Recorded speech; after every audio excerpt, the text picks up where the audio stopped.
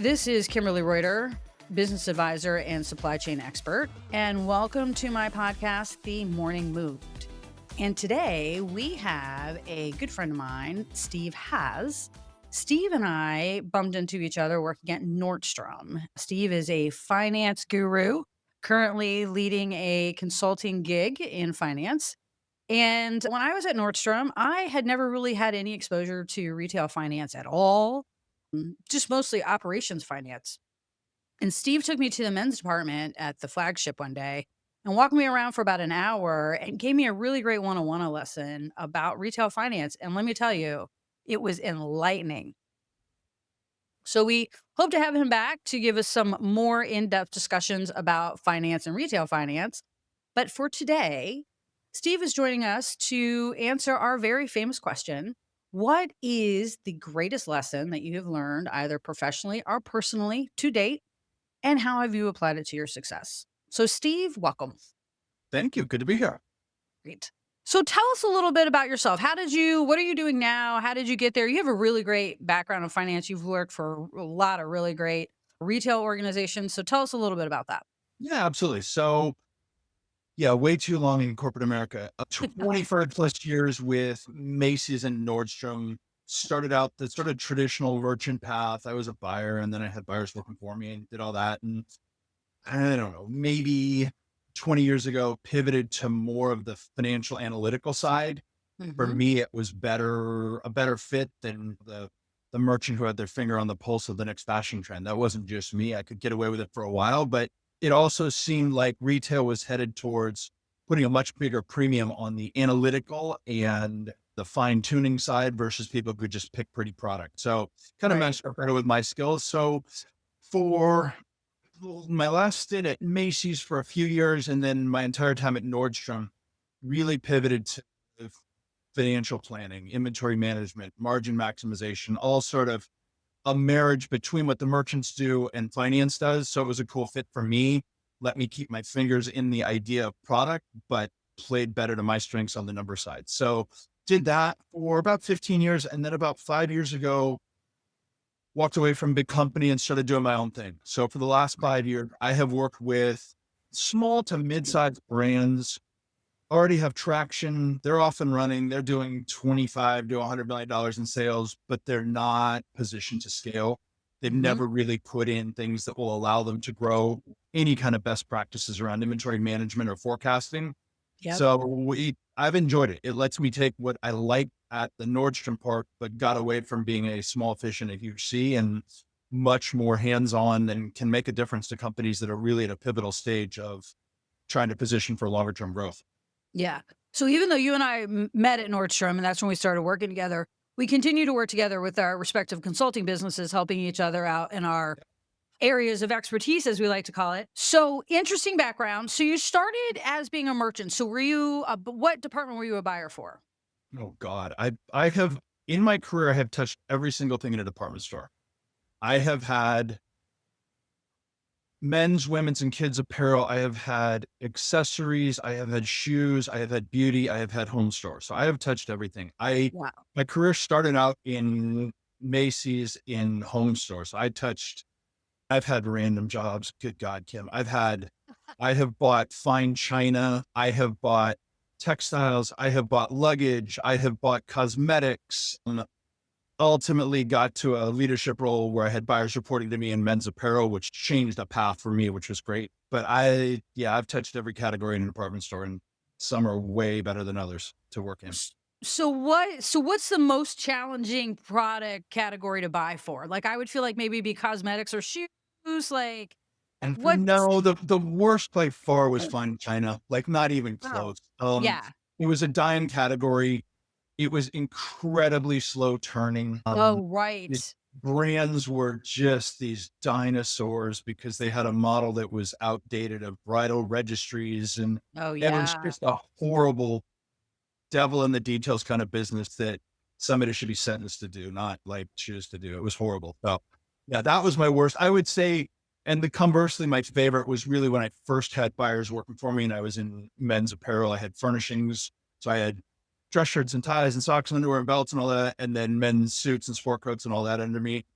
Just loved it. And it had come on Yeah. the heels of being a cosmetics buyer, which I hated because that's a terrible, the cosmetics industry owns that. The buyer is really a buyer. They're just managing a business and Oh, really? you can't pick what you buy. You can't Oh, pick that's how right. You much. can't pick the colors. Yeah, it is You what don't it pick is. you don't pick Yeah. product, you don't pick how Yep. much, you don't pick price, you don't pick anything. So then Yep. I got to this kind of freewheeling men's business where it was all about picking product and promotions and negotiating and relationships and all that. It was just like the Berlin Wall had come down and You were like, suddenly I was back "What?" being a merchant. Yeah, and it was really fun. And I was in a role where I could be directing versus doing, and it was like I won the lottery at that point. So that was That's my best. awesome. So That's very cool. And so I don't wanna get too far into, like, the retail finance thing, but I do wanna share, like, the most interesting thing that you shared with me when you took me on that tour yeah. was that if you sold out 100%, you bought wrong. Yeah. Start with if everything in retail, you can put the most carefully crafted plan in place. The only thing you know for sure before it starts is that you're wrong. You don't know whether you bought too much. You don't know whether you bought too little. The 100% guarantee is that every buy is wrong. You just don't know which way. Right. Um, yeah, if you sell out of everything, you made a mistake because you probably disappointed some number of your customers.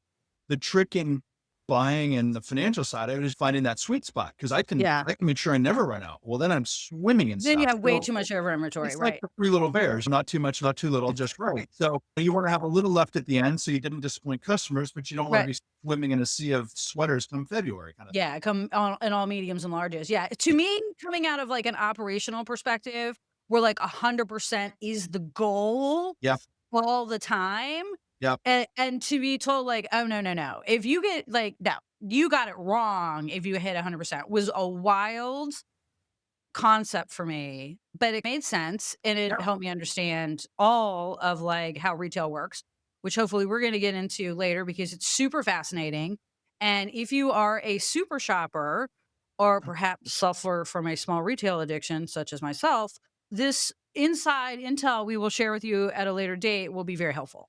So anyway, back to today's podcast, which is so Steve, tell us what has been the biggest lesson that you have learned to date? And how have you applied it to your success?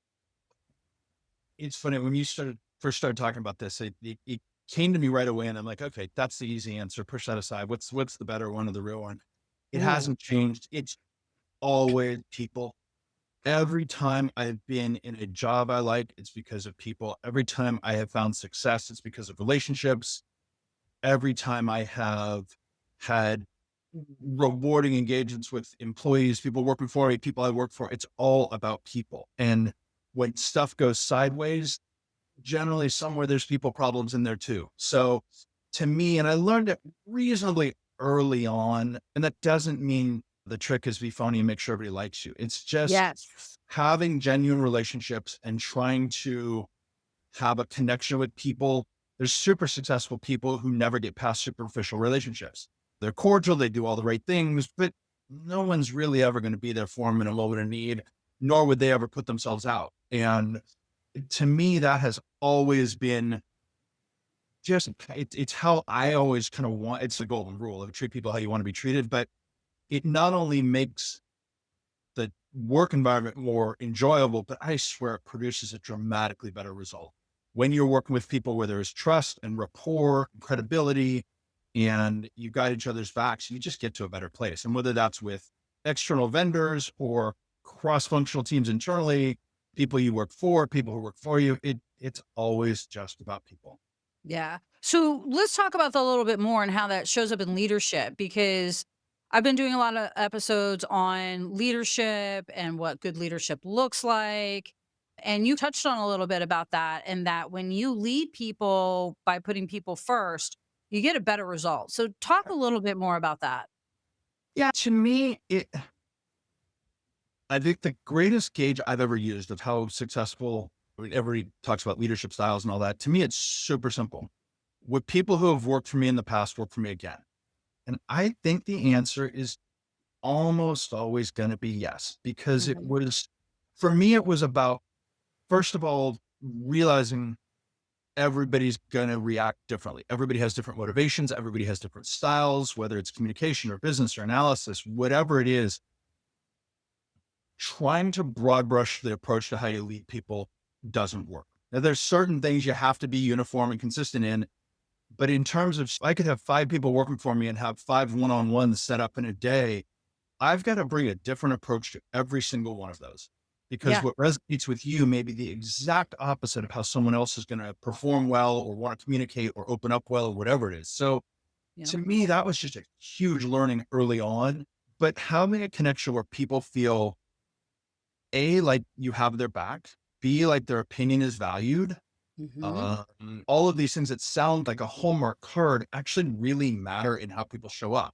Where Hmm. and it's super basic. Give somebody 3 or 4 things like, let me share my opinion when I have it. And if I've got a frustration, just be open to hearing it. Right. You don't even need to fix it. Just be willing to listen. Because so many Yep. leaders are, act like you give a shit about me. Like genuinely, like, do you know if I have kids? Do you know if I just got back from a trip? We've all Right. had those moments where you come back from being on for 2 weeks and your boss just jumps in and you're like, do you not know I just did a cool trip? Or do you not know it was just my wife and I went off and did something, or one of my kids, Yeah. that Yeah. just, if it just become you, when people start to feel like widgets, it's when they like, wow, there's no connection here. There's And we've all cogs in a seen this. wheel. Yeah, we've Yeah. all seen the studies that say people don't leave for money. They don't leave for, anything. They leave for people reasons. They leave because they don't feel respected, connected, whatever. So They don't feel kind of heard. it's Yeah. really, really simple to identify. It's not that, and it's really not that hard to act on. Like there's a lot of It's these that are easy to crazy. say and impossible to do. The shit isn't that hard. It's just It not. isn't. It No. and I am shocked. I am shocked how many leaders I continue to bump into that have not figured this out, that are still out there just doing it for themselves, got their own motivations, they don't Yep. give a shit about their team. Their biggest concern is what they're doing on the weekend. And they have no focus on what's going on around them. And it's shocking to me how much I continue to see this in the work environment.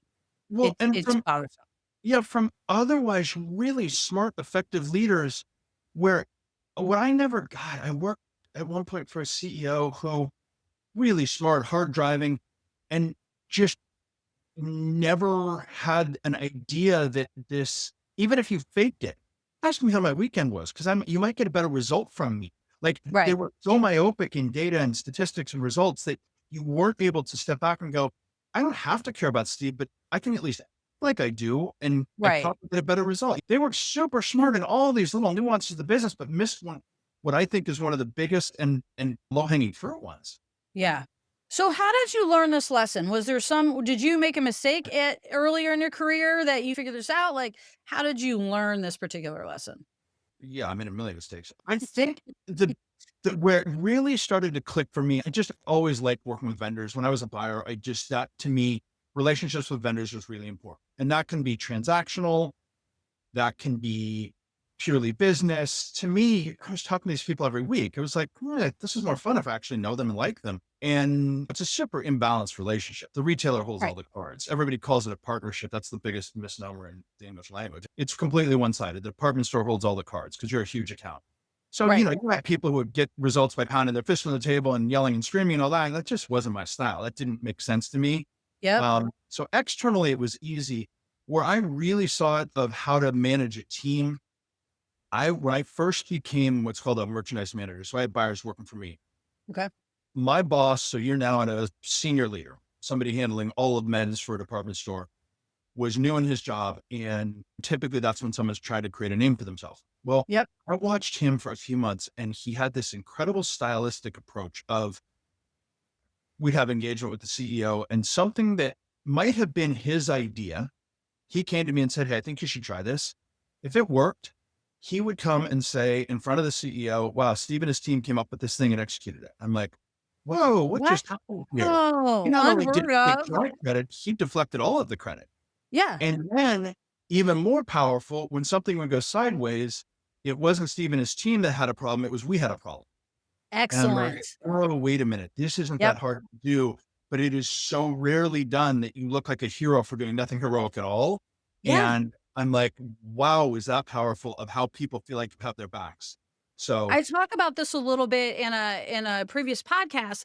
The difference between like I can always spot a poor leader or a good leader, however you want to look at this, by yeah, how they answer this one, or they how they say this one thing. If they say they work for me yeah, or they work with me, that yeah, one word tells you everything yep, about their leadership style and how they view themselves and their team. Yeah, I think anybody who uses the term "my people" probably needs Yeah. to be fired, Yeah. instead of "our team." Yeah. They're not your people. It is our team, and it is us, and it whatever. And you can see, listen to corporate earnings calls, and there's CEOs who do it incredibly well, and there's some who you can tell if that's as magnanimous as you can look to the public, you must be a complete egomaniac in a one-on-one meeting where they're talking about I and this and whatever, and whenever there's a Yeah. problem, it's a team, and it's just Them like, and they and yeah, yeah, exactly. You got it. So yeah. it's just, it amazes me that otherwise great people miss something that's so basic yet so important and not that hard to do. Yeah. I agree with you. It is a basic like people skill Yeah. almost. And it's lacking. Yeah. So you talk a little bit about the negative effects of this. So what we see when people are not connected and not putting people first is we see poor outcome. We Yeah. see a lot of transition and rollover in the organization. We tend to see the high performers leave pretty quickly. Yep. They don't hang around. You get the low performers hang in these environments because they don't really care. What else do you see as part of a negative outcome of this? Oh, it's definitely it's turnover. To me, one of the jobs I always thought I had, we all field calls from headhunters. Hey, Kim, are you interested in this job? Yeah. I viewed my job as a leader to be someone where anybody on my team would say, no, I'm pretty happy where I am. Yeah. Because most of the time, what we all do is like, well, sure, tell me about it. Maybe I'll learn more. There's no harm in talking, etc. Where Right. you're really connected to your leader, you're like, nope, I ain't going anywhere. I'm I good don't right even now. want to talk to you. And that was there were definitely times in my career where that would have been the answer I would have given. Yeah. The example I gave of who I worked for, you would have had to have lured me away with stars and puppies and roses. You had the perfect job. There was nothing I was going to leave for. Yep. And there were times where I'm like, please let a headhunter call. I have got to get out of here. Right. Any minute, Or- I'll take anything. yeah, exactly. Anything. And if Literally. my team is made up of people who say, no, I'm pretty good. Wow, a lot of good things happen at that point. You're Yeah. really working together. You're all, it's sort Yeah. of all the oars are rowing in the same direction kind of thing, where you really get a different result. Yeah. You're pulling together, I think, is what I see when it happens. So all of a Yep. sudden, instead of everybody pulling in different directions with their own agendas, trying to Yep. curry favor or whatever it is, everyone starts pulling in the same direction. And they also, I found that they feel safe. Yeah. And when you feel safe, you're more creative, you solve more problems, you're willing to go out on a limb a little bit more. Oh God, 100%. When you feel safe, you are emotionally able to take chances. You're Yeah. emotionally able to accept risk because when something goes wrong, which it will, Yeah. it is the environment I described of, hey, we'll figure it out, not who screwed it up. Yep. I think that is one of the downfalls of the department store sector is that the environment became one in which economics didn't allow for you to make a mistake. The Yeah. gross margin pressures became so big They that as a did. buyer, you just ran to the safest things. And that's Yeah. when department No stores, more creativity. it Yeah. became boring and uninspiring. That's Yeah. a financial output. A leadership one is more important though, which is if you're encouraging and rewarding and publicly rewarding, hey, look what Kim tried. And here's what if it didn't work, it's not, it Here's what we didn't work. It's learned. here's what we learned from it. And if Yeah. it did work, my God, how do we all learn from what Kim did, whatever? And Yeah. it's not without guardrails, and it doesn't mean become reckless and a gunslinger, but it means if someone feels like you have their back, if it doesn't work perfectly, they'll give it a try. And if they think they're going to get hung out, the creativity just gets shut down completely. And Yeah. that to me, the word safe is so dead on that you use. That is, do I feel safe when I walk into work Monday morning? Or am I waiting Yeah. for work to come my way that I'm going to get blamed for? And that word safe is so undervalued in the workplace, but it's so important. Yeah. It's super important. Excellent. Thank you, Steve, for sharing your very valuable insight from your decades of experience in retail finance. Yep. We will have you back and we have some in-depth conversations about retail finance because I actually find it super interesting and also valuable to understand how you buy, when do you mark it down, where does it go, the whole kit and caboodle. Working at Nordstrom, I worked there for 4 years. As we mentioned, that's how I met Steve. But I got a peek behind the curtain and it really changed everything for me in how retail works. It's mind-boggling, to be totally honest. And buying theory, that was another thing that kind of blew my mind. But hopefully we can share all those details with you guys soon. I would love to come back. I love that stuff too, which probably says something about both of us. So. It does. All right. Well, thanks guys for being with us today on The Morning Mood, and I will talk to you tomorrow.